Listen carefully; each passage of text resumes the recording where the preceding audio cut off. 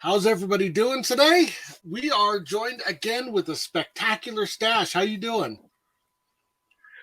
Spectacular, baby, alive and breathing. It's a beautiful day, Matt. Glad to be here with you. So I was actually gonna ask you about that. I noticed you're pointing at that right away. Tell me about your current belts that you got.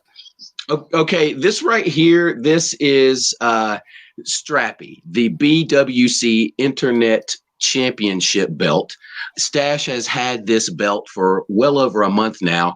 I think today is right at the 40th day that I have been your BWC Internet champion of the WWWers, the World Wide Webbers, everybody out there on the internet. Stash is your champion. You know, the world of professional wrestling, you have heavyweight champions, you have cruiserweight champions, the heavyweight champion. That's the heavyweight champion of the world. That's just the champion of some big fat people all over the globe, all over the world. All right. The cruiserweight championship, the tag team champion of the U.S. tag team champion. That's the tag teams all over the U.S. cruiserweight championship. That's the champion of some really thin people. Okay. The internet champion, baby, is the champion of everyone on the internet. Everyone, everybody. That's you included, brother. Glad to be your champion. You're welcome. Thank you. You're, wrestler, a songwriter, comic creator, and just a performer.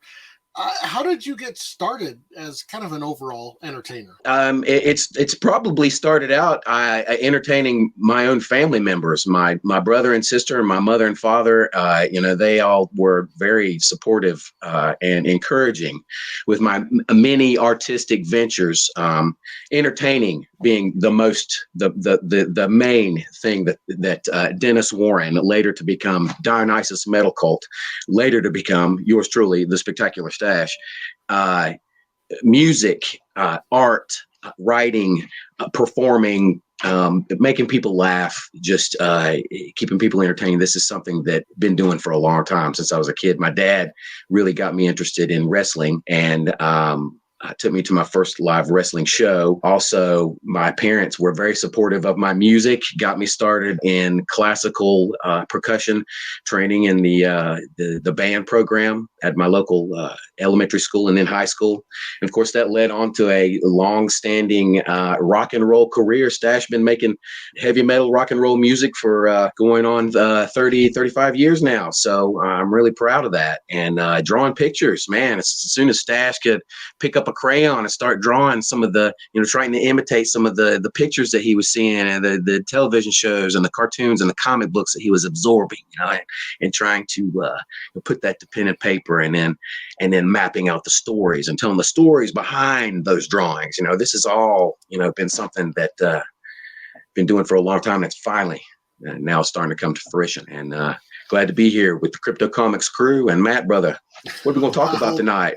Besides the Stache, I could just go on and on and on and on and on. What else we got to talk about tonight, brother? Well, who are your major influences and kind of idols in like the wrestling world? The main professional wrestler that has done the most for the Stache and many professional wrestlers around the world. And you're going to find people of all shapes and colors, from all genres, all demographics, all races, religions. People from all nations are going to agree with me when I say that Jimmy Valiant is absolutely one of the most influential professional wrestlers to ever walk that aisle, ever enter that ring.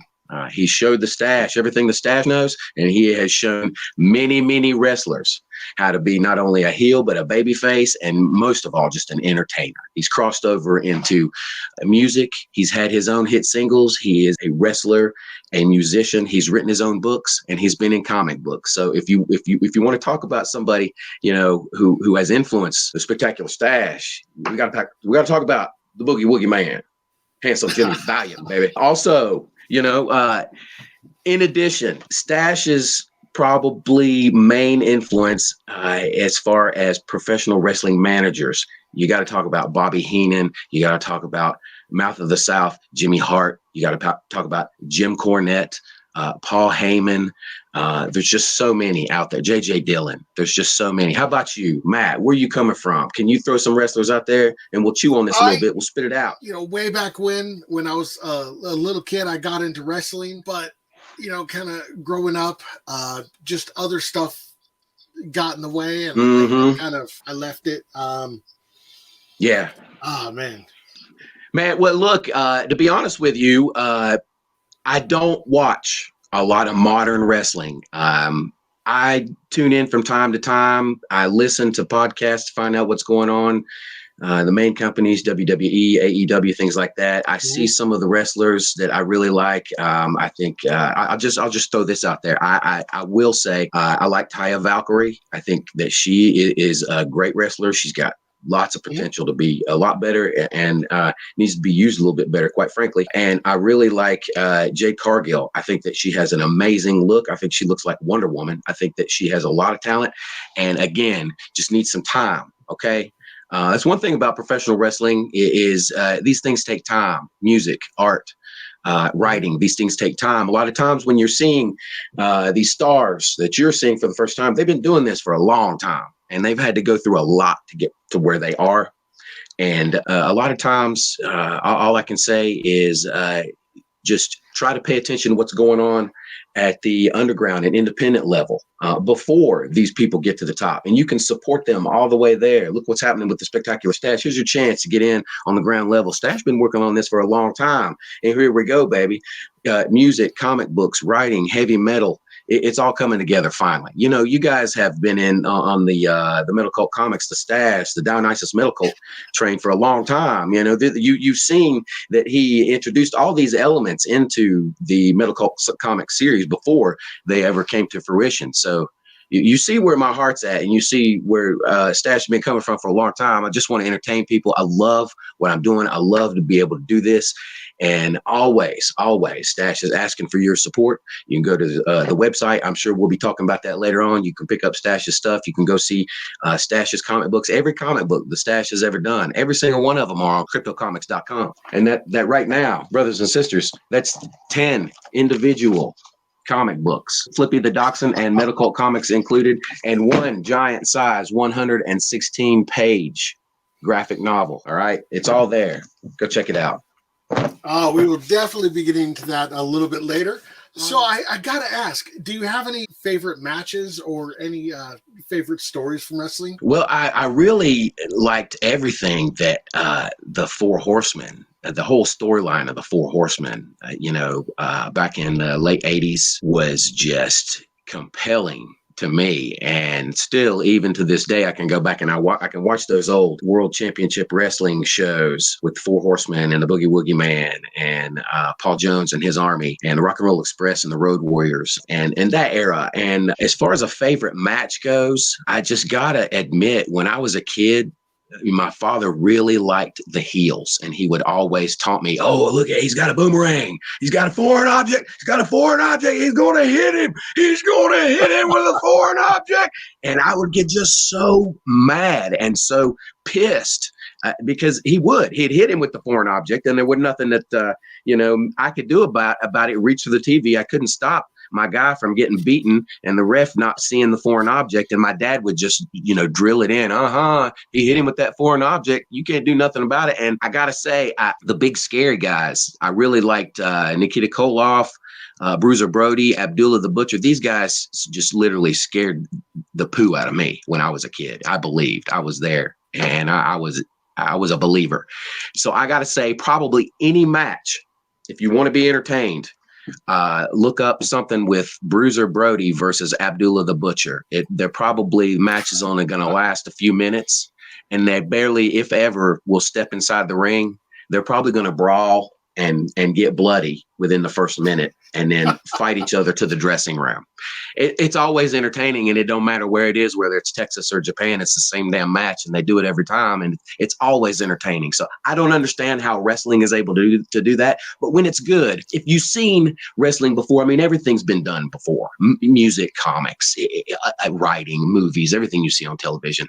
Now, how many remakes of a remake are we seeing these days, guys? I mean, come on. Let's have some creativity in the market, please. Find some people like the Spectacular Stache, inject some venom, inject some testosterone, inject some adrenaline into this entertainment market that we got, because it's boring. All right, so we need Strappy, we need the Stache, we need Metal Cult Comics, we need Flippy. We need books like The Visitors, Hollywood. You want to make a movie? You want a TV show? I got one. It's all right here. It's right here. It's right here. Okay. We got it all. But you're not knocking, because Hollywood don't care. They think they got it all sewed up. See, anytime these people in these corporations want to put something out there as a hit, they'll manufacture it and they'll put it out there and they say, here's your next hit. That's what you get. And that's the way this business rolls. It doesn't have anything to do with what you want, but you can change that, because the minute that you quit listening to these corporations that put out these artists that are making millions of dollars, just basically putting out commercials for them to push whatever agenda, whatever product they're trying to sell at the moment. And you're buying right into it. You're buying the latest hit single from these people, and you're watching them on the commercial and listening to them on the soundtrack. And these people are raking in the money, but they don't even own their own product, and they're not even creating their own product. You know what I'm saying? You know what I'm talking about. This is what's going on in the entertainment industry. So, I don't know where we even got started on this. I just got on a roll and I started talking, but all I'm saying is, keep supporting independent entertainers, because what you're seeing on TV and what you're hearing on the radio is just being spoon-fed to you. It's not really what you want now, is it? That's all I got to say about it. And it's the truth. Word, what baby. Can you tell us about the Star-Spangled Smackdown at the Okay. BWC? July 9th, this Sunday, the Star-Spangled Smackdown will feature the Baron von Raschke International Tournament to determine who is the next BWC Interstational champion. You see, this all started because the Stache owed BWC a lot of money. He's a naughty, naughty boy. What can I say? The Stache might not always use, we shall say, scientific methods to win a wrestling match. Okay. Oh.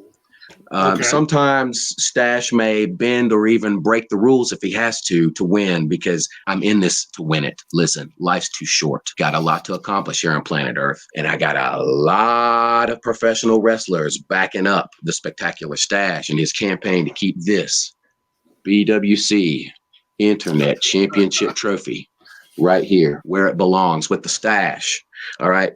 The Star-Spangled Smackdown is at Boogie's Wrestling Camp in Shawsville, Virginia. It's absolutely free. Okay. You can go to the Stache's website. You can go to the Stache's Facebook page. You can go to Jimmy Valiant's website. But you can go there and get all the details on how to get to Shawsville, Virginia, and get directions, because you're going to need them. It's out in the wilderness. But when you get there, you're going to see some of the most amazing professional wrestling you have ever seen in your entire life. Jimmy Valiant is training the next generation of professional wrestlers at BWC. And you're looking at him right here. One of them talking to you right now, the spectacular Stache, BWC Internet Champion, and Strappy, right here exclusively for you. And I'm here to tell you, 12 noon to 4 p.m. this Sunday in Shawsville, Virginia, the spectacular Stache will be defending this belt every minute of every hour that he is here. He has to defend this belt 24/7. Doesn't even need a ring. In fact, I'm sick of defending this belt in the ring. I don't think I'm going to do it. Not for a long time,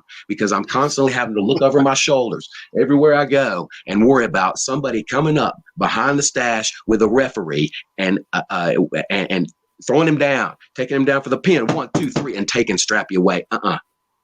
Not going to let it happen, Matt. You wouldn't want that, would you? Nope. No. Okay. Well, look, I'll wrap this up. That belt needs to stay where it at. That's right. You're way too entertained for this belt to go anywhere else. Let me tell you. I guarantee it. And I'm having way too much fun. All right. Listen, Star-Spangled Smackdown at BWC in Charlottesville, Virginia is absolutely free to the general public.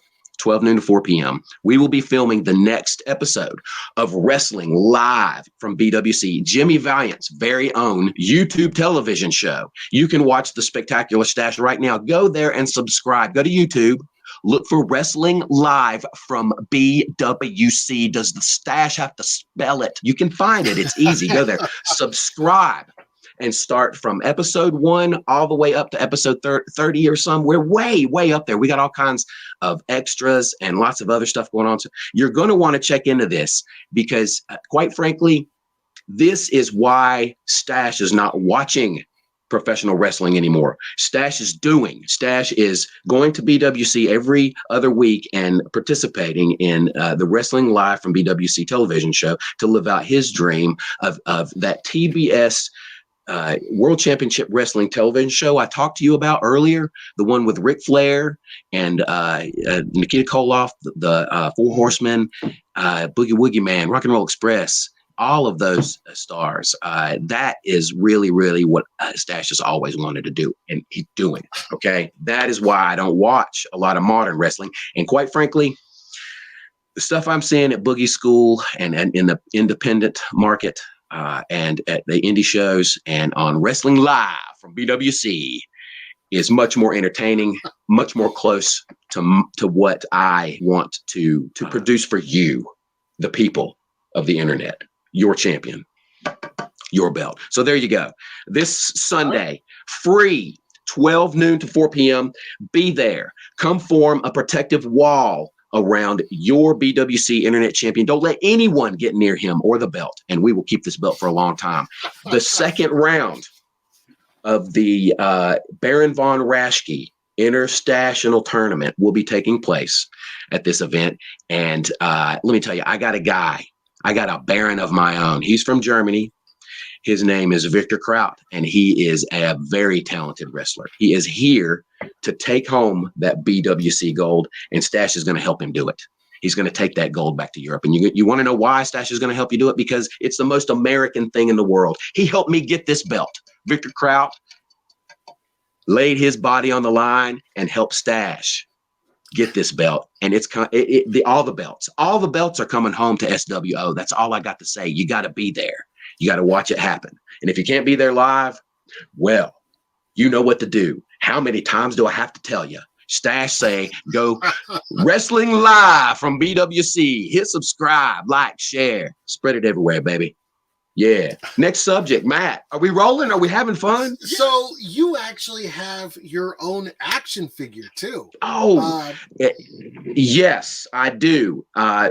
Stache actually at one point in time was talking about we even went to the point of trying to get to the situation where I might be able to mass manufacture a Stache action figure.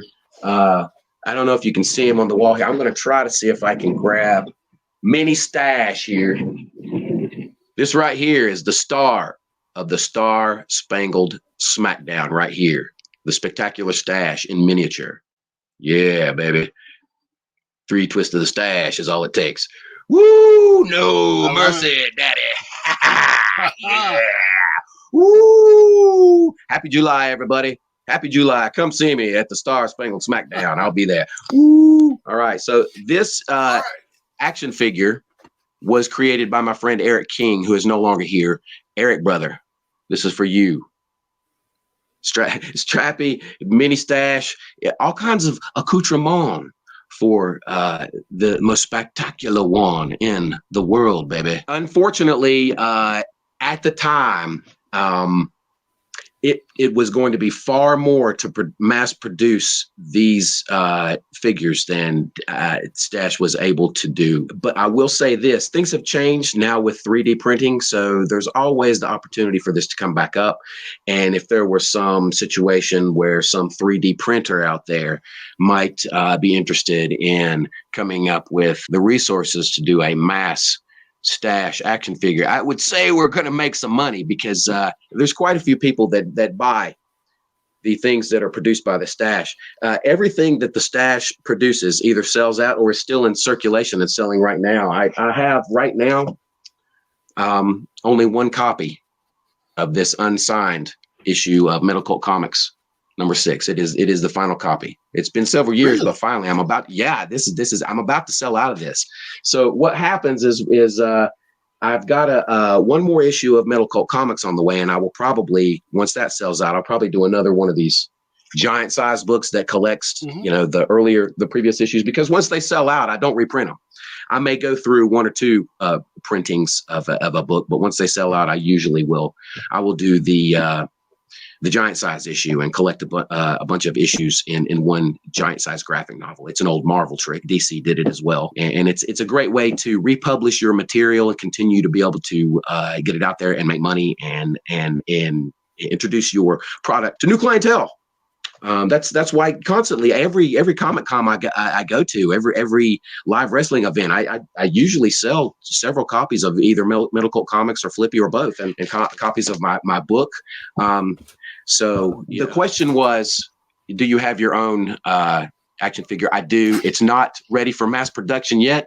I do have lots of other stuff that I'm currently selling and will continue to produce my own line of stuff, because really that's what it's all about. I'm not interested in, here's the thing, Matt, I got to go back on this tangent here, man, because, when I was a kid, all I wanted to do was get a record deal. Man, I just want to go wrestle for the WWE, or I just want a record with Metal Blade, man. Yeah, that'd be great. And now I realize that, I'm not going to get into why or where, how. Stache has been around. Stache has seen some things. I'm just going to tell you, Stache has a lot more freedom doing all this stuff on his own, having support directly from you people without having some kind of middle person or thing getting in the middle of the way. Okay. And I can deliver this entertainment directly to you, all of it, the music, the wrestling, the writing, the comics, all of it. All you have to do is just continue to support the independent market and flee the commercial market and the millionaires and the billionaires and the trillionaires and the corporations. Flee from them and come to us, because there's a whole ocean of creators out there ready to entertain you, and they're creating stuff that's worthy of you. The stuff that you're seeing out there, I'm sorry, I'm not trying to give you a hard time here, but you're buying into it. You're being bought and sold like a product, like a commodity. And I'm sorry to say that you have a choice here. You can continue to support that and watch where it goes. It's not a pretty place. Read any science fiction story or a movie, and you'll see where this goes. But if you want to stop it, you can support people like the Spectacular Stache. You can live your own dreams. You can create your own comics. Matt, I've seen you do some really incredible coloring. You said that you were trained originally classically in elementary school as far as music goes. Now you do a lot of metal. How did you make that transition? Oh, okay. It was really pretty easy. A lot of classic music. A lot of classical music, Mozart, Beethoven, Debussy, you just name it, Hector Berlioz, Symphonie Fantastique in particular. I could go on and on. A lot of classical music. It translates extremely well into metal. It's really actually very easy, surprisingly easy. Yeah, very, very easy. Yeah. Okay, I'm just going to throw something out there that people may find this interesting, but I think if Mozart were around today, Mozart would probably like bands like, Iron Maiden, Cradle of Filth, Dimmu Borgir, the more symphonic band, Therion. There's some symphonic European metal bands that I think that if Mozart, Beethoven, that they were around today, that's what they would be doing, man. They would be scoring some just amazing cinematic heavy metal compositions, like 20 or 30-minute songs, and you wouldn't get bored by them either. That would be amazing. A Dream Theater. Look at what Dream Theater's doing. If you're not into Dream Theater, or you know what I'm talking about. Very cinematic, very symphonic type music. Okay, so I learned how to read music. I learned how to do all my rudiments. My buddy Tim Parks, really, I just copied a lot of what he did. Smurf. He was the drummer for Cryptomeria. Cryptomeria is one of the bands that I transitioned to later on. I still have their music available. I'm still selling copies of this CD years and years later. Tim Parks and my instructors, C. Bonnell Young, Doc, they worked me really hard and taught me the rudiments, and I learned.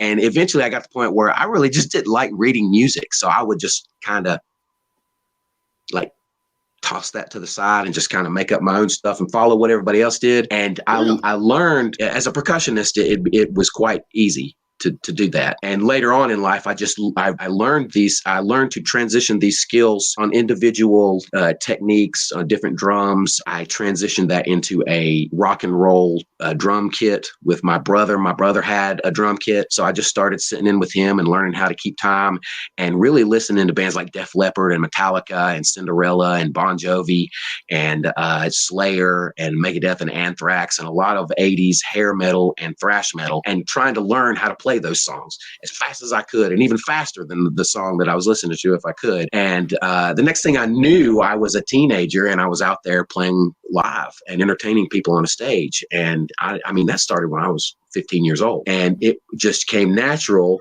to get up on it. And it didn't matter whether I was out front or behind a drum. I'd twirl the sticks and put a big show on, do everything that I would see,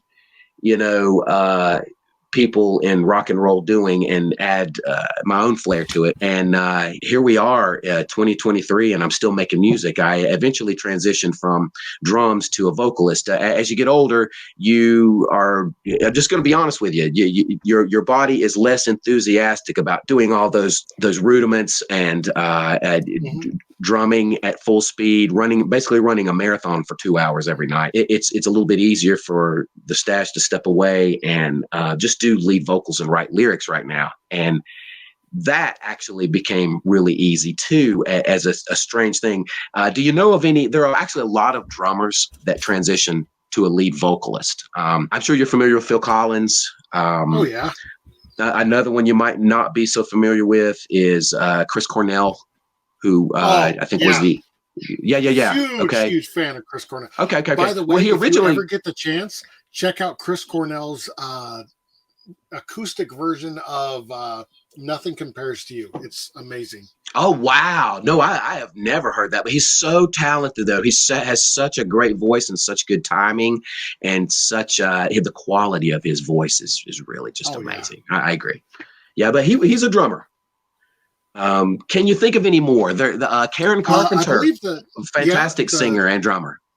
Lead singer of Imagine Dragons, started out as a percussionist. So yeah, they have Madonna, a very unique style to their music, because they start out, thinking about the percussion first.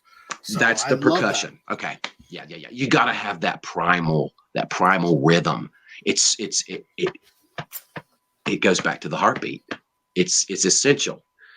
We humans need sound. It is important for us to do these things, and not all of it's healthy for us, but sometimes, music is emotion. And going back to the whole classical transition thing, classical music was designed to take you through an emotional roller coaster. And music, when it's done right, I think that's what it does. It takes you through an emotional transition, and it makes you feel certain ways. And, what do people do when they want to, work out, and they want to get pumped up, baby, and they want to, lift some iron. They put on some, driving hard rock music, or some hip hop, or, something with a good beat, heavy bass.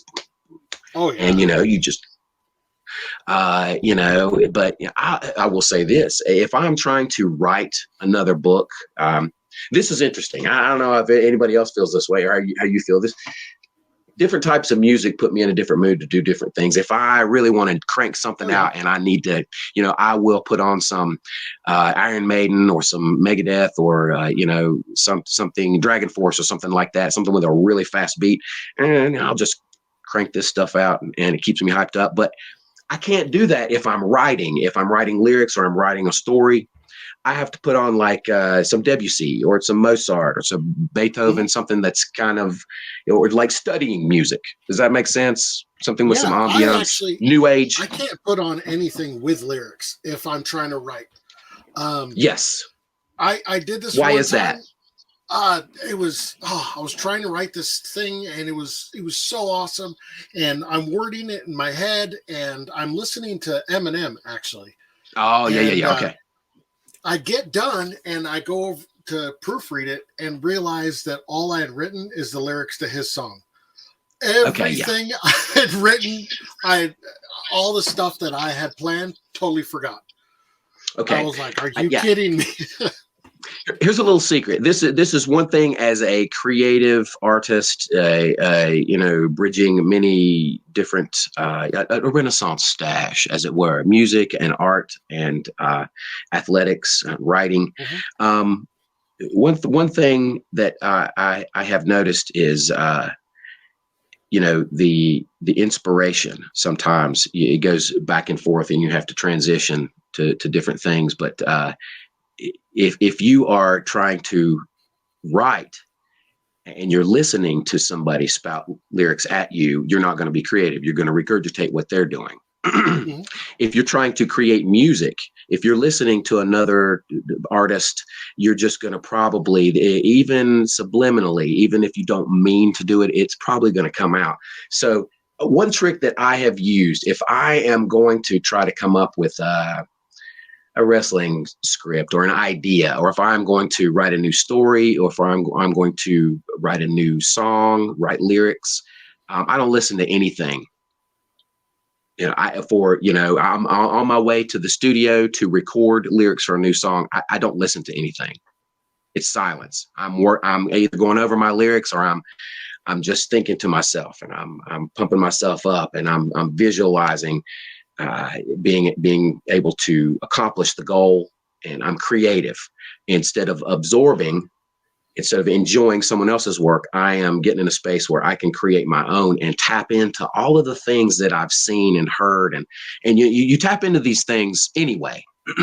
But usually, if you're able to separate yourself, even just a little bit, like you said, you can't really write lyrics if you're listening to somebody. Mhm. What else you got? Stache is here to answer your questions. I'm really enjoying this. I appreciate you giving me the opportunity to come on here and talk about everything that's going on with the Stache. It's been a long time coming. What else we got, baby? Metal is also known for its diverse subgenres. Kind of, how would you define your music within the broader metal spectrum? Stache metal. I mean, I honestly do not know how to. I have done a little bit of everything. I started out with the thrash and hair metal in Play War, and I went on to doing really just kind of avant-garde, bizarre stoner rock, progressive metal with Cryptomeria. And then transitioned to my own band, Cult of Dionysus, which we really didn't put a handle on our genre. Then heavy metal, thrash metal, death metal. I mean, people called it lots of different things, and it incorporated a lot of different elements. World's Decay. Now I've transitioned into another band, and this is an even harder band to categorize and define, because they have elements of heavy metal, of course, but symphonic elements and elements of their hip hop elements in there. There are industrial elements. There are pop music elements and punk, and it's genre. You know what? I am going to just create music and go wherever this takes me, and I'm going to let people define it for themselves. If you enjoy it, you know what I mean? I'm just going to keep doing it, and please tell me what you like best, because I'll keep doing that. And keep listening to it and keep hitting it. World's Decay in particular, Cult of Dionysus in particular, right now, we are upgraded to modern 21st century standards. You can go to iTunes, Pandora, Spotify, Amazon, YouTube, all those places right now, and look up Cult of Dionysus or World's Decay, and you can find all of the music there. The latest single from World's Decay is The Prophet. It's going to end up on a new album that's coming out called The Great Awakening. You can also go and check out the Stache's hit single, The Mustache Express, talking about styling and profiling and walking that aisle, baby. And the Stache is talking about all that he does in that song. Go check it out, Mustache Express. It's also his entrance music. You can hear it. You can check it out live at the next wrestling event. The Stache is going to be, like I said earlier, June 9th. This Sunday. Later on, I'm going to be at Wilkes Comic Con on the 15th. And the 29th of July, going to be in Dublin, Virginia at the New River County Fair wrestling.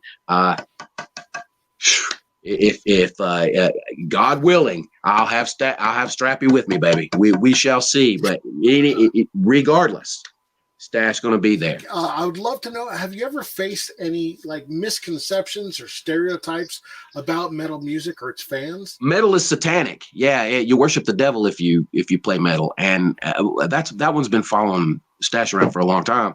You're an evil person. You're a bad person. You're negative. Metal, let me tell you, it is powerful if it's channeled and if it's done correctly. Anger. Everybody feels mad. Everybody's angry, right? Okay. Metal is a great way for people to channel their anger into something productive. You can use that to get out a message, a social statement, or a message, or something that is true to you. You can communicate that in your music and get it out there and communicate that message and turn it into something positive. Not everybody that does metal music worships the devil. A lot of people that do other types of music, country artists worship the devil too. There's a lot of rap artists worship the devil. Look around. It's not hard to see. The devil's not really interested in heavy metal anymore. That seems to be, out the door with heavy metal. So, but I feel that music and mine just happens to be metal, can be used in a positive way. There are even Christian metal bands out there. Striper. Let's see. There's a band called Trouble, a doom metal band, and their lyrics are very, very Christian. Look, listen. It's not about it's not about the cover on the book. It's the content. And sometimes you'll notice that these artists, they'll use a frightening or a dark image to get your attention. And then you dive into it and you realize, oh, it's not all that, it's got some depth to it. Yeah. And I think that's what a lot of these people are doing. How do you view the current state of metal music? And are there any trends or changes that you find particularly interesting or not? Okay. I will say it's been a really long time since I've paid attention to what is really going on in the metal scene. I think that metal music in particular has gone back underground where it belongs. And I think that if you're into metal music, it's probably a really good time now, because there are a lot of artists out there that are doing music and they're not necessarily owned. If you get what I'm saying, if you've listened from the beginning, I don't need to go back into this. There are a lot of independent metal artists out there, and you kind of got to dig in to go find them anyway. They're not out there, on the major commercial tours.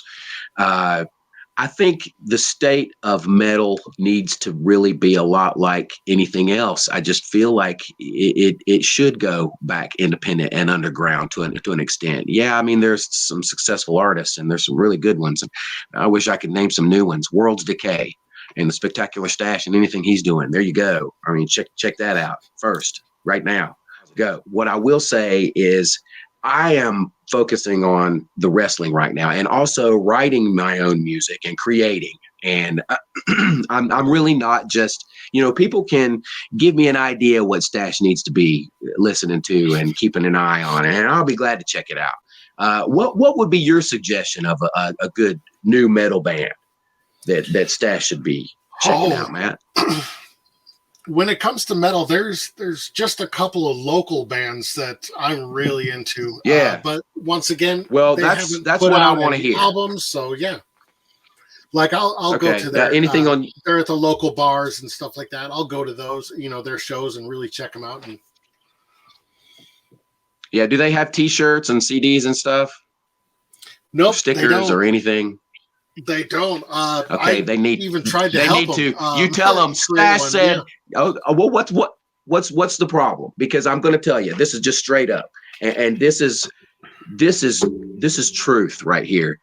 You got to be thinking about stuff like that, because if you're in the entertainment business, it's a tough business. If you want to be doing this for a long period of time, you want a long career in the entertainment business, you better start figuring out ways right now on how to market yourself and get your gimmicks out there and get people to support you, or it's not going to last very long at all. All right. Mhm. Now, one of the only reasons Stache is still doing what Stache is doing is because he took the investments that his parents and his family made in him, and he took the investments that he made in himself and his wife and all of my friends and all of the people that have been following the Stache all these years and throwing money at him and just keeping on supporting and encouraging. All right. And that's how you get to where you can do this long scale, long term, and do it on your own terms, do it your way. And that what this show is about. Stache has always done it his way. Okay. And that's what I would recommend to anybody. And if you don't have any ideas yourself, if you're in a band, somebody in that band is writing the music, they're writing the lyrics, they're creative enough to come up with an idea. Get somebody to come up with some money and put into some stickers or some shirts and get an idea how much it's going to cost. Here's how you do it. I'm just going to tell you straight up. And then figure out how you can buy them cheap, buy a bunch of them cheap. Everybody pool in and buy a bunch of them cheap.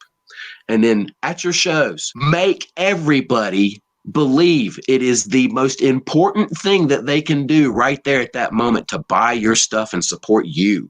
Be entertaining. Give them a reason to shell out that money, and they will do it. They will support you. Now, if you go there and you play their show, if you play your show and you put on a good show and you don't have anything to sell, you don't have anything representing you, no one is going to remember you. Nobody's going to be able to. What's the name of the band? Oh, okay. See, you had to think about it.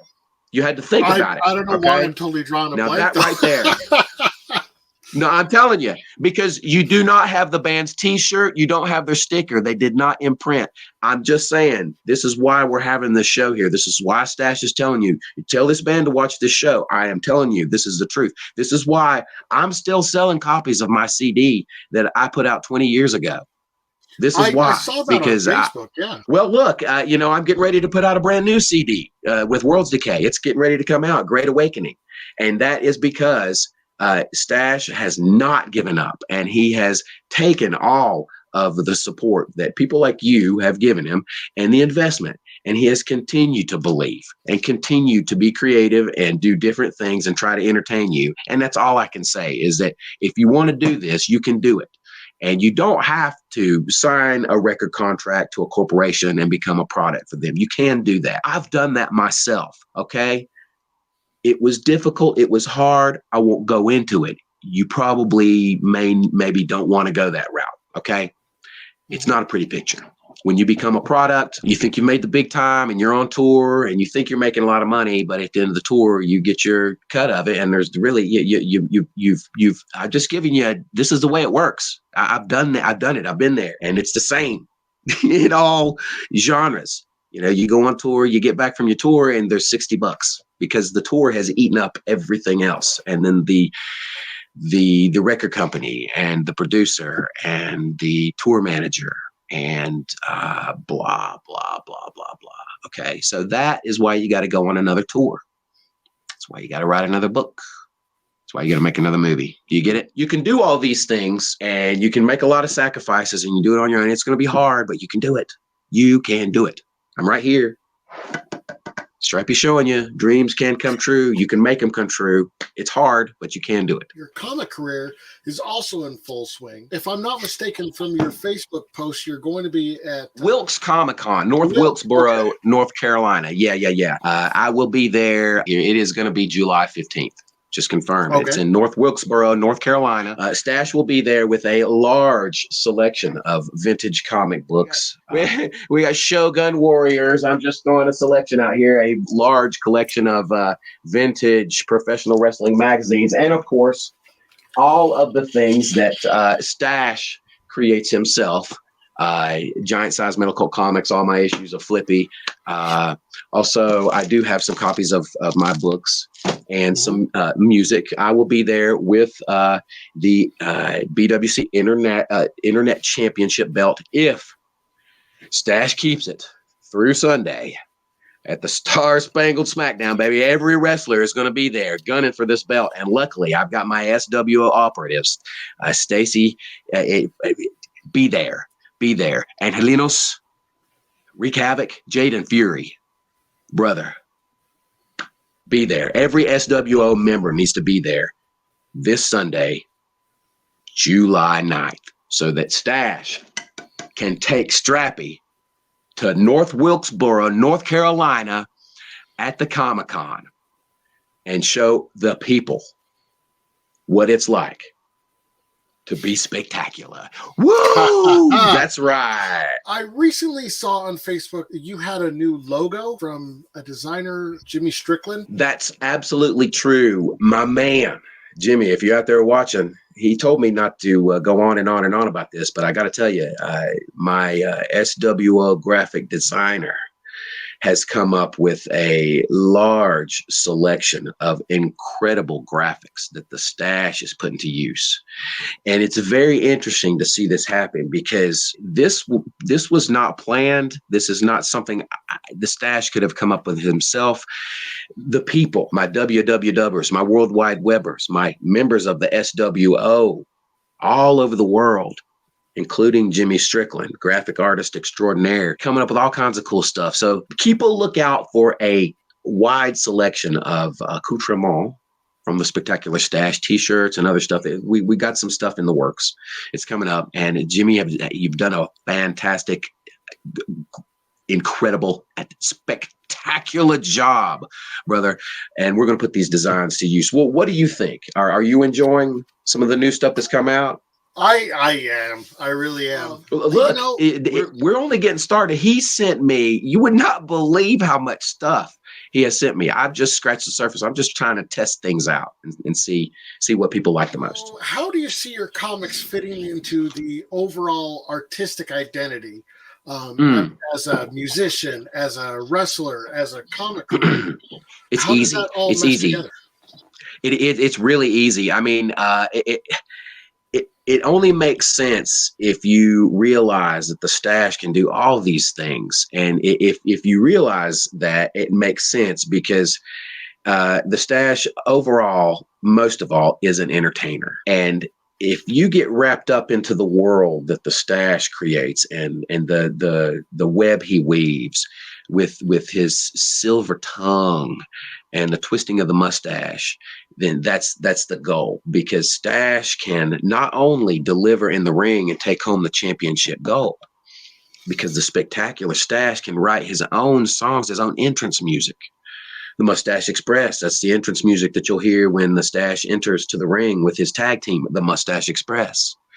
So that's how the music and the wrestling integrate, because every wrestling show, live or on television, it's got incredible lights and rock and roll music production. It's like it's just like a damn Bon Jovi concert out there these days. I mean, it's crazy. Stache was born for this, and the comic books also tie into this. If you'll remember, Spectacular Stache was writing about getting involved in the world of professional wrestling long before he joined Boogie School. He put that in the comic books. This is something I always wanted to do. So that's also a transition. After the Stache wraps up Metal Cult Comix, you're going to see a brand new comic series come out, and it's going to be more wrestling based, but it's going to incorporate all the elements: the music, the writing, the art, and the spectacular athletics of the Stache, baby. That's how it all comes together, because the Stache can do it all.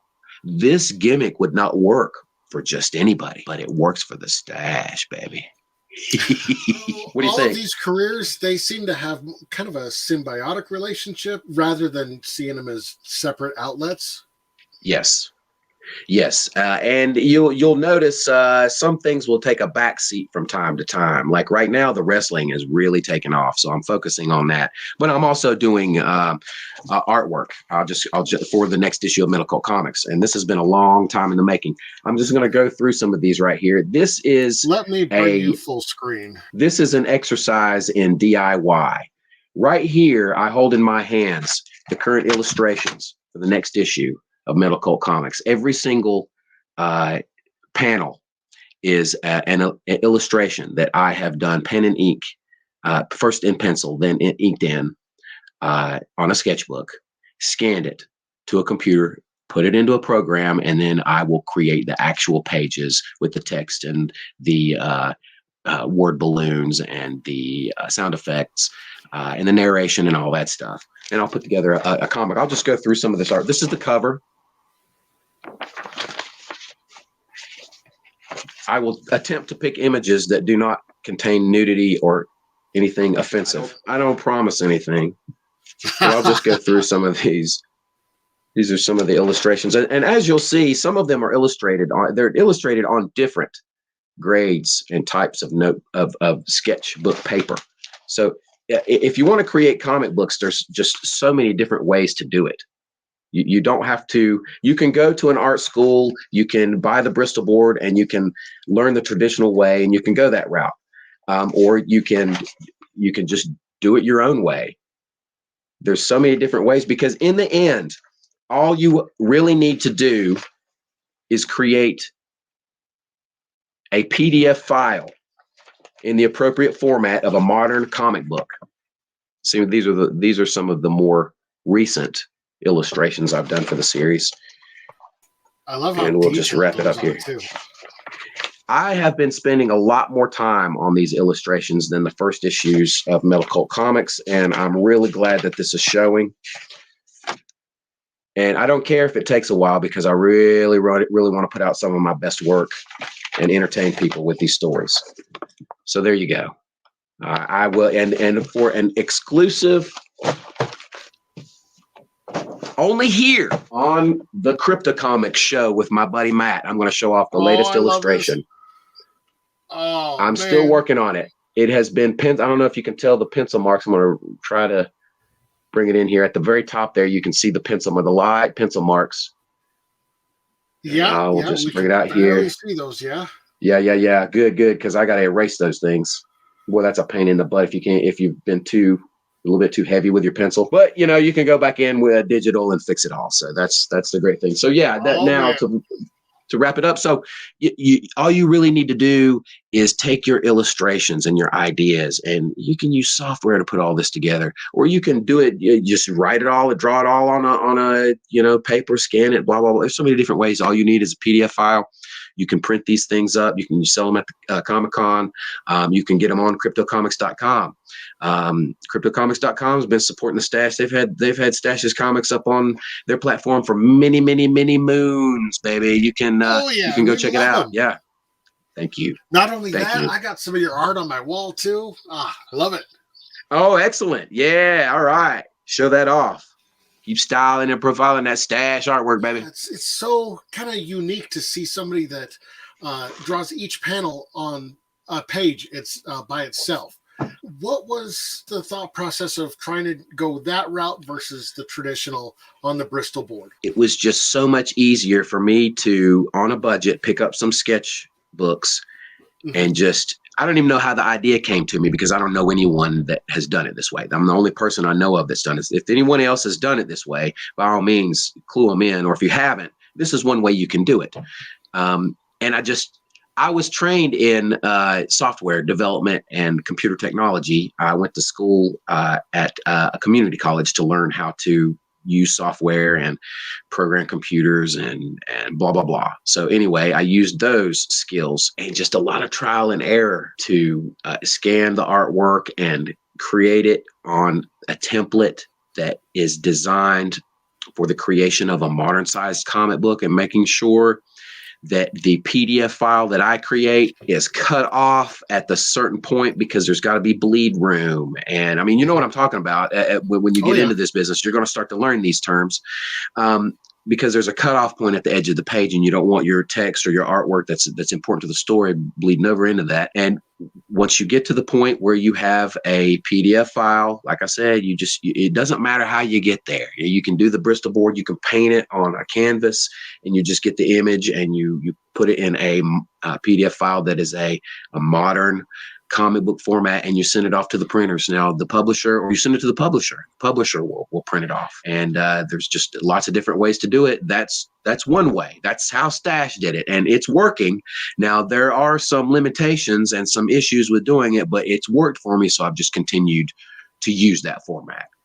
And that's really the short and long answer of it. It's just it worked for me. I experimented a lot with it, and I'm continuing to use it. It seems to work. So I roll with it. And what program do you actually use to put it all together? I use an old school program called Fireworks, and I think it was actually designed to create web pages, but it's also an image editor.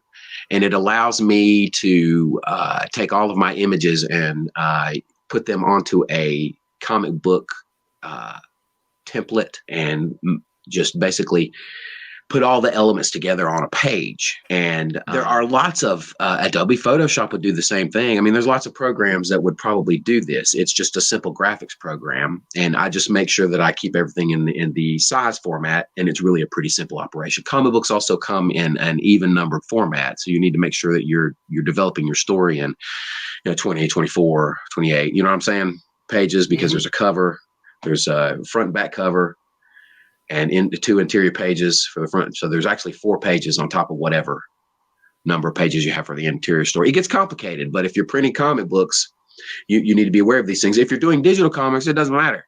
You can print you can have many pages in your comic as you want. Well, Metal Cult, I mean, it's such a fresh take. It kind of really harkens back to the early days of indie comics. I see a lot of Alan Moore's From Hell, Mike Minghola's Hellboy, mixed with Black Hole by Charles Burns. It just wow. Okay. What were your influences to create Metal Cult? A lot of influences. Robert Crumb, Gilbert Sheldon, a lot of underground and independent artists. Wendy Penny, the ElfQuest artist, Richard and Wendy from ElfQuest. Dave Sim, Cerebus. A lot like Alan Moore. Some of the people you mentioned. But a lot of indie artists, a lot of underground artists, and of course the Marvel comics and DC comics that were being published in the 60s, 70s, and 80s. I grew up on those too. Alan Moore and Frank Miller.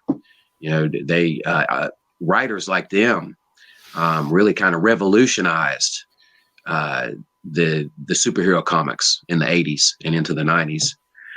So those probably I gotta say the punk rock heavy metal thing and Heavy Metal Magazine also factors in there.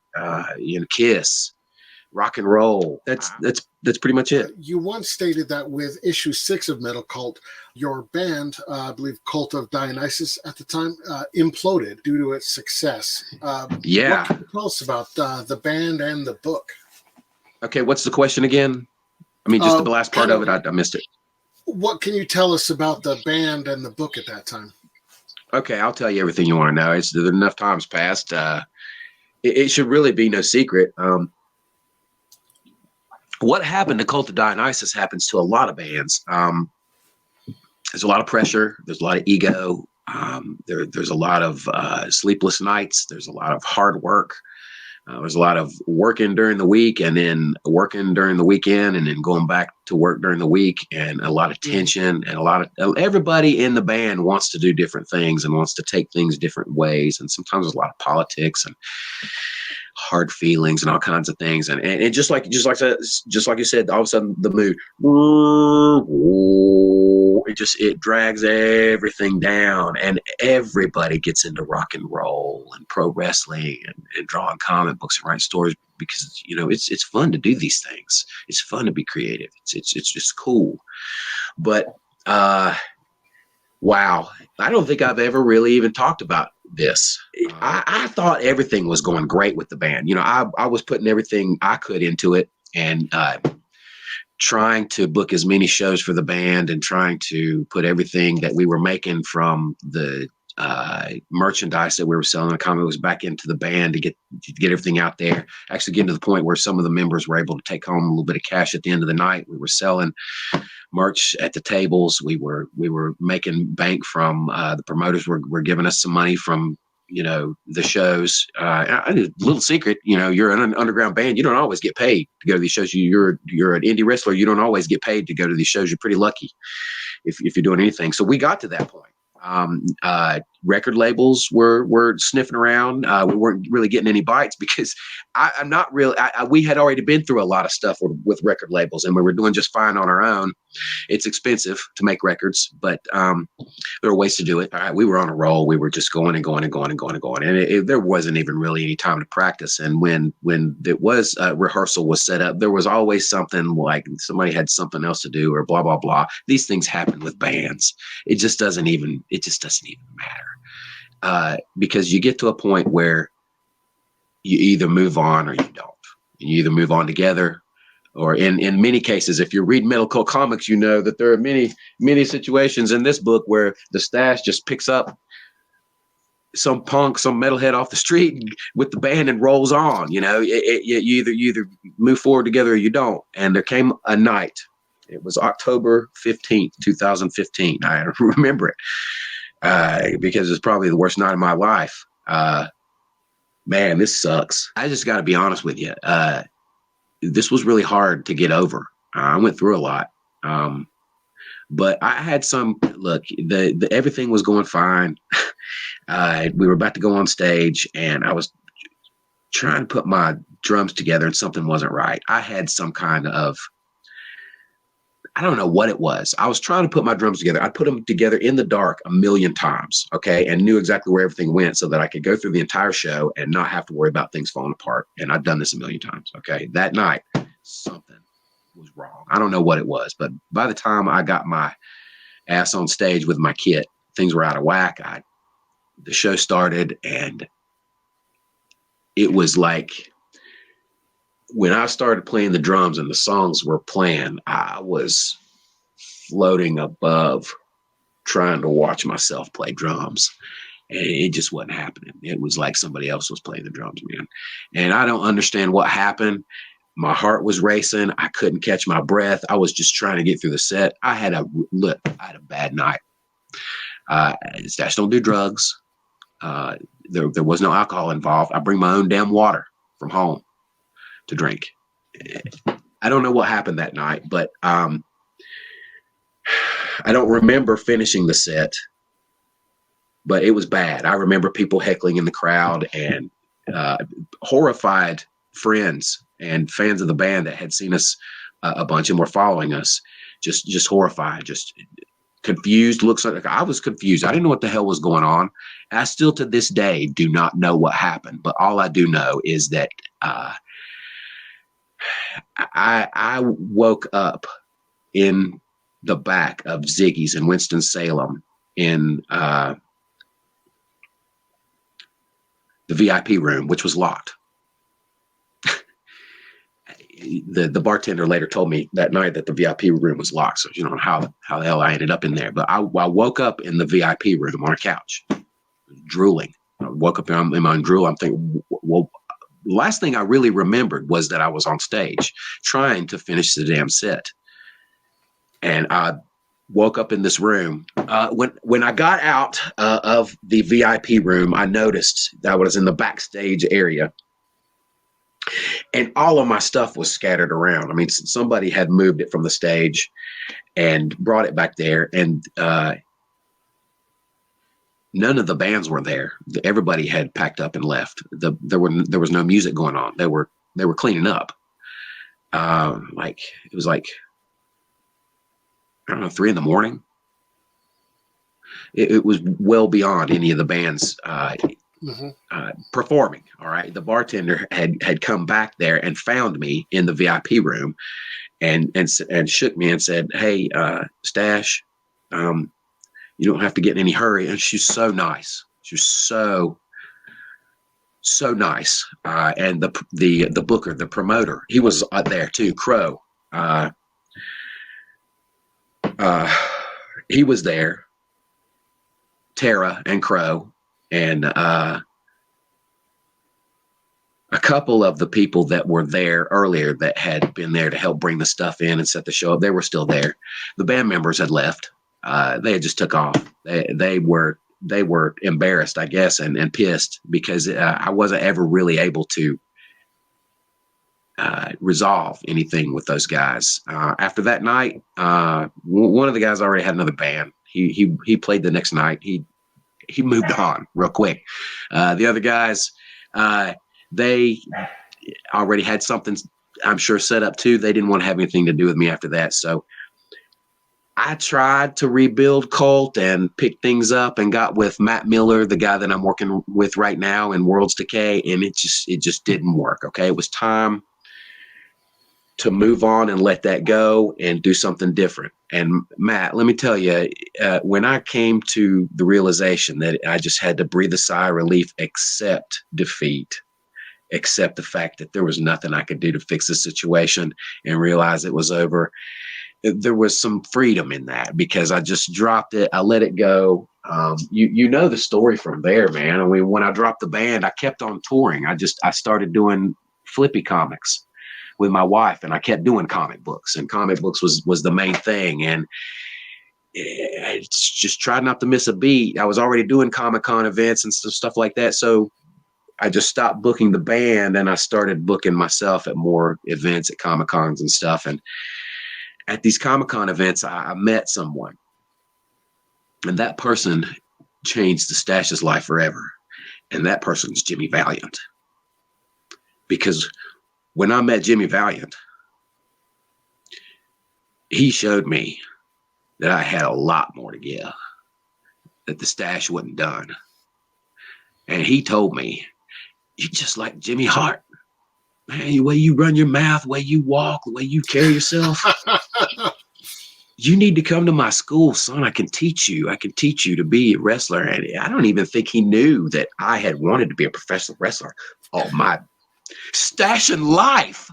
And for him to invite me like that, and his man, and I went through, look, I had gone to these shows at these Comic-Cons for a couple of years. 2015, the band went kaput. 2000, I started meeting him there. 16, 2017, I joined BWC. Boogie went through 3 different managers. I remember I started seeing him with Nightmare, then Magnet Man, and then he went on to the world-renowned Captain Joe Valiant and his manager, and he's had more managers than that too.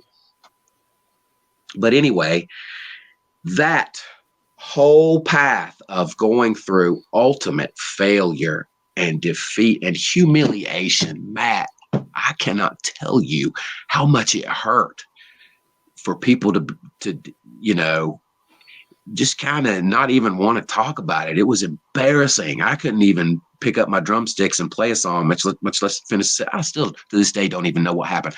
I'm in perfect health. I'm much healthier now than I was then. I'm not under near the stresses that I was. You know, financially, emotionally, physically, I was worn out, and that probably has a lot to do with it. I was under so much pressure and traveling all the time and working all the time and not really taking care of myself. So, you know, I think all of that really builds up and builds up and builds up, and it can come back and bite you in the ass. And that's what happened. You know, reality, karma, whatever you want to call it, came back and took a big old chunk right out of Stache's ass. And he had to drop everything and just reevaluate things and start all over. And that's where he did. It's what he did. But look, because I left that behind and I walked away from it. And let me tell you something. I've done a lot more than many people will ever even dream of. You know, some people have one band and then they do that. I've had a bunch. I've done a lot of records. I've been on a lot of tours. I've done a lot of this stuff. Okay. I've forgotten and, you know, thrown away more ideas than many people will ever even have, creative wise. Okay. And everything that I've done has just led to this moment. And I had to let go of a lot to get what I got. And I have no regrets. I'm happy. And now I can share that story with you and let you know beyond a shadow of a doubt. Look, I still don't know what happened. And it's okay. It's okay, because what I got now, I am so much happier with, man. And I am so grateful to be able to be here and share that story with you, because I want people to know that you may think things are coming to an end. It may look like the whole world is shaking. It may look like there's thunder and lightning and things are bleak, but look, you know, when the rain is done and all the filth is washed away and you're standing out and there's a cool breeze, and take a deep breath and be like, well, that's over. There's a new path forward. Man, take my Stache and carve out a brand new path, baby. And that's what I want everybody out there to do. You just carve out a new path. I absolutely love that. And that's such a kind of inspirational story for, you know, there's so many creators out there that just get kind of beat down. And Yes. then, okay, I need to quit and move on. Mm-mm. You can't be No, like that. no, no, no, no, no. You may have to reevaluate the situation. You may come to an obstacle or a roadblock, but man, there are ways to go around it. You can climb over it. You can build a sword made of adamantium steel. It's your friends help you create. Your family puts their love and their blood, their stash and sweat and tears into you. You slice that mountain, that rock, whatever is in your way, and you go right through it. And you make your dreams come true. Life's way too short. You can do it. You can do it, baby. So after all of that, you said you started creating the comic Flippy, which I gotta say I love. What made you decide to do a whole series about your dog?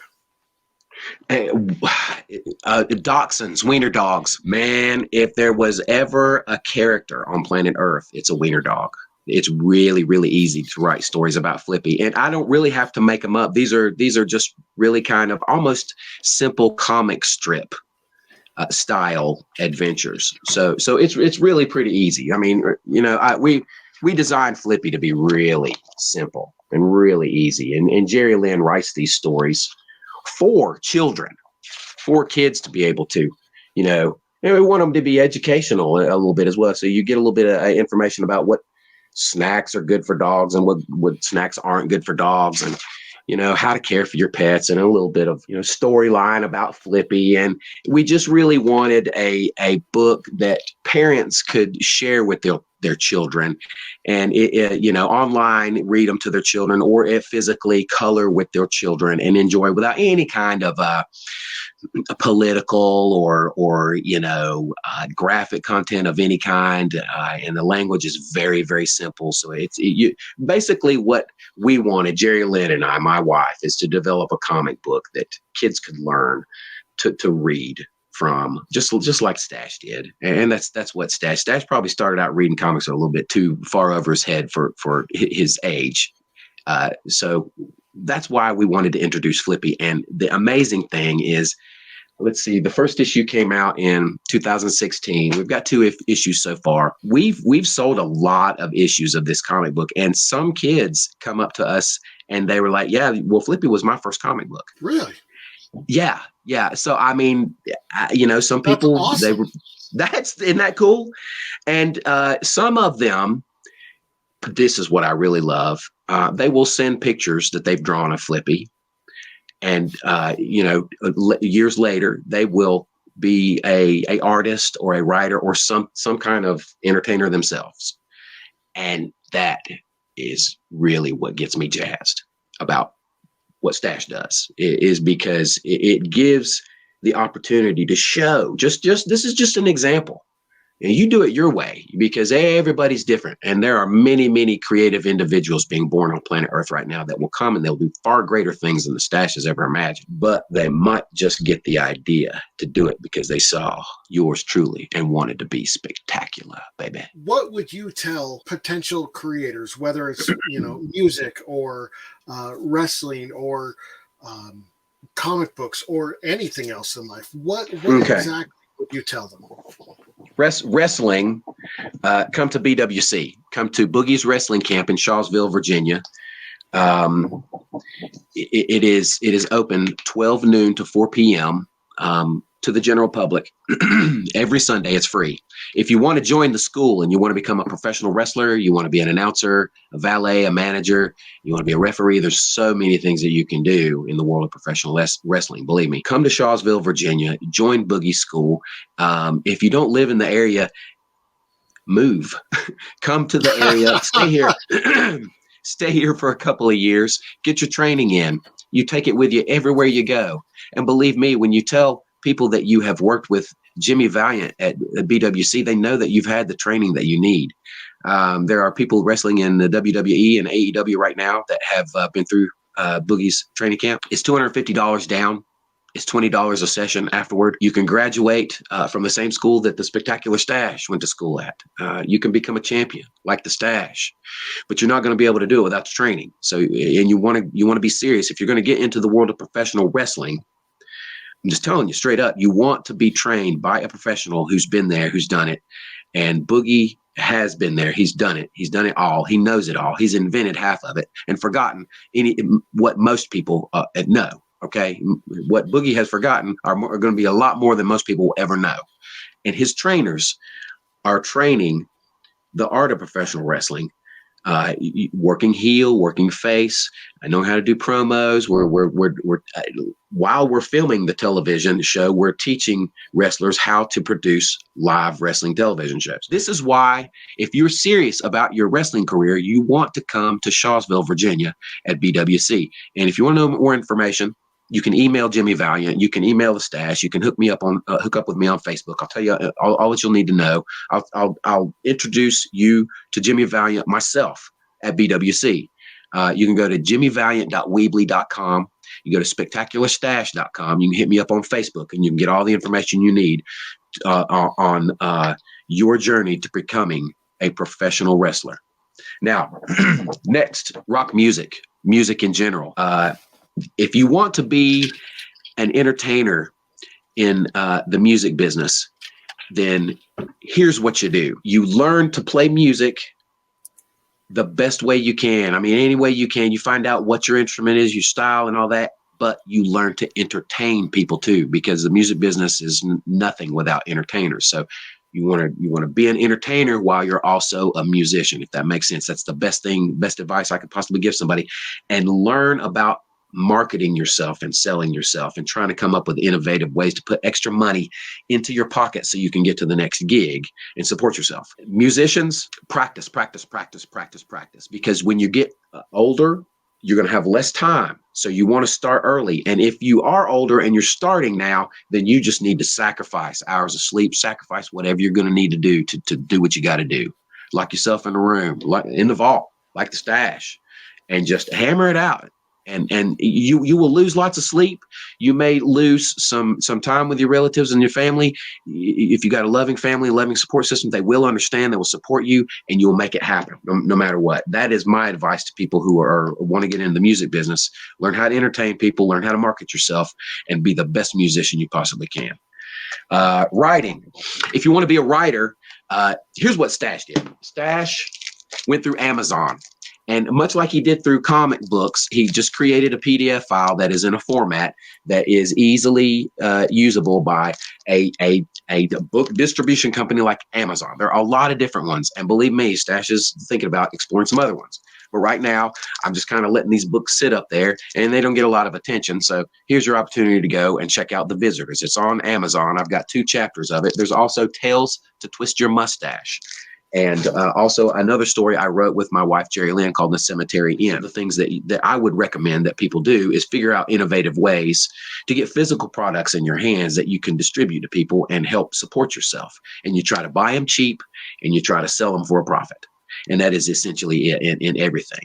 And that's what I would suggest doing to anyone who's interested in writing their own book. You don't just sit around and think about it, just do it. And here's another thing. Maybe get a friend to edit.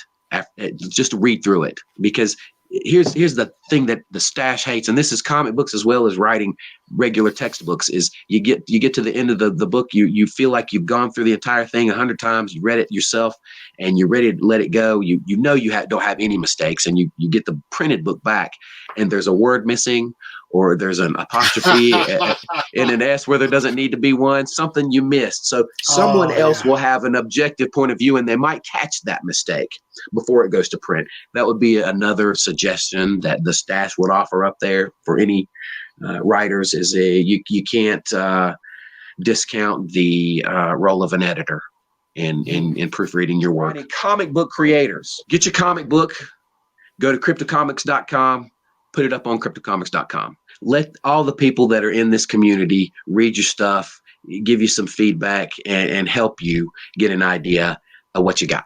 All right. And they will. They're very friendly. They will help you out. They will be supportive. And you will have an opportunity to communicate with a community before you ever even get out there and try to market or sell your product. Okay. And you can also sell copies of your comic as NFTs on cryptocomics.com. So anyway, that's a great place to start. They have a great platform. It's easy to use format. You can create comics very easily using their website, and you can also publish your own comic books up there very easily on their website. That's one suggestion. Comic books is a very tough business. Print, Stache is always going to do print. I don't make a ton of money off of printed comics, but I make enough to keep the comic rolling, and then people have something physical, something tangible that they can take home with them. And believe me, they come back. They want it more. People, there's something about physically putting your hands on something and owning it that gives it priority and value. And people, not to discount the value of digital too, because it's real easy to take this stuff and just enjoy it wherever you are. But also, I don't think print's going to go away anytime soon. Things that are desirable and no, I think in fact, what I have noticed is vintage comic book prices have gone up and are continuing to go up because maybe not so much of the modern ones, unless they're, variant covers and all that jazz, blah, blah, blah. But the printed book itself, people are becoming aware that this is such a rare commodity. There are so few copies of these things in really great shape in circulation, so especially some of the ones from the 40s, 50s, 60s, and even 70s and 80s now. They're becoming really sought after. And so many of these books, man, they were in the dollar bin for so long. They're so beat up that when you do find a good copy of them, it's, you generally have to shell out quite a bit of money for them. So again, that's if you're going to be serious about this business, and in the future, who knows, pieces of artwork by the Spectacular Stache could be in very high demand, but it'll never get that way if you don't have the printed comic book. There's something about that printed comic book artwork is a very lucrative business for people that can acquire those original pages and the original artwork by the artists who are, especially ones that are no longer with us or they're no longer producing their stories and their art. Where exactly can we go find all of your stuff, whether it's the music or comics? Okay, go to spectacularstache.com. spectacularstache.com, and it'll be really easy for you to find this stuff on my Facebook page. So if you go to Facebook/Metal Cult, you'll be able to find the Spectacular Stache. Look for Dennis Warren, the Spectacular Stache. I'm on Facebook. You'll be able to find me pretty easily. And just about every day, I'm posting something else about something that's going on with wrestling or music or comics or some event. And I'm posting my website, my information. Spectacularstache.com is where you're going to be able to go to see the information about Boogie's wrestling camps. You got the wrestling there. You'll be able to go and see information about the books that I've written and the ones that are available on Amazon and available for print. You can order them from this website. You'll also be able to go to spectacularstache.com and you'll see the comic books I currently have available in print for sale, and on cryptocomics.com. I don't offer the comic books available on Amazon anymore for reasons I won't go into, but it just doesn't matter. You can also go to spectacularstache.com and see all the information on the latest music and really some old stuff that Stache did with Play War and Cryptomeria and all the Cult of Dionysus stuff. Links to all that stuff is on there, and World's Decay. So if you want to go check out all the stuff that's going on with the Spectacular Stache, be sure to hit the Facebook page for the Stache, Dennis Warren, and go to spectacularstache.com and dig deep down into your pocketbooks and order some comic books, order some music. Stache will do custom artwork for you. Stache will do custom things. He'll do autograph stuff and send you package deals and t-shirts and stuff that's not available on the site. So hook up with the Stache and support independent artists and musicians and entertainers like the Stache, baby. Your Renaissance Stache is just getting started. 51 years old on planet Earth, 51 years young. And I feel like I'm just getting started, that I've just right now learned how to do what I really want to do. So stay tuned, brothers and sisters. Well, thank you again for joining us, and everybody out there.